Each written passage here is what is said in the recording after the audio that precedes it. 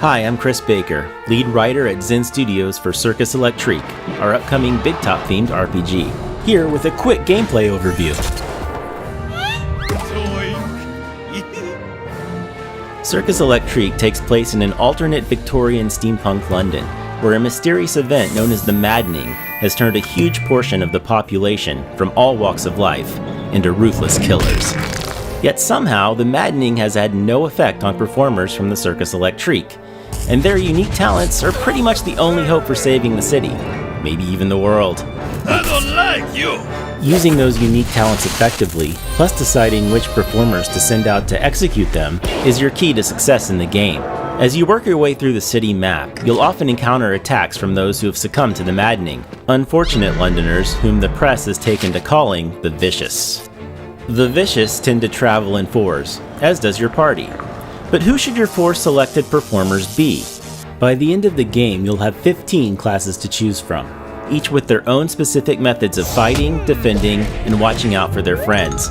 Some much more ideal for certain of those tasks than others.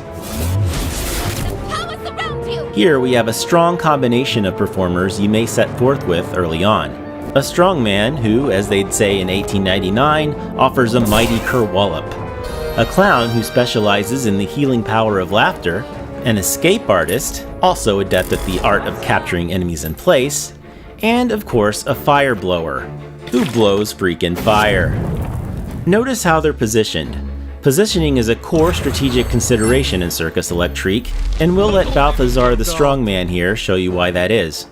As you can see from the dots right here, Balthazar quite likes it here in the first position, and all but 2 of his skills can be used here. He can only use his Spinebreaker attack here in the first position, or in position 2. And if he lands it, which is not a sure thing, mind you, it'll need some crippling damage to one opponent. But what if it makes more sense for him to be able to put the hurt on multiple enemies in one move, if for substantially less damage? His Boomerang skill can do that, but he'll need to move back to position 3 or 4 to use it. It may cost you a couple turns to move Balthazar to position 3 from the front, but maybe it's worth it. Or maybe it's not. Such moments of strategy are entirely up to you as the player. You're very flammable! Certain character types have skills that can rapidly affect positioning, both within your party and against the Vicious. Positioning is part of your enemy's effectiveness too, after all. Another thing to consider is the devotion level of a performer, which more or less equates to the character's morale. If they're feeling devoted, their attacks will land more often and strike harder. Nice and heavy! See that electrical effect? It intensifies the more devoted your character is.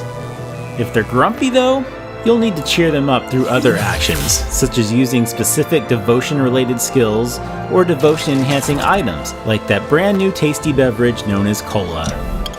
Better than a bandage. Otherwise, you're not going to be too happy with their results. If they get too depressed, they may have completely had it with you and choose to leave the circus altogether. Of course, there's also a circus going on during all of this. The show must go on after all. And planning a performance is also very important to earning the resources you'll need to figure out how the Maddening started and how to stop it. Thank you for joining me today. Be on the lookout for Circus Electrique when it hits PC and all your favorite consoles later this year.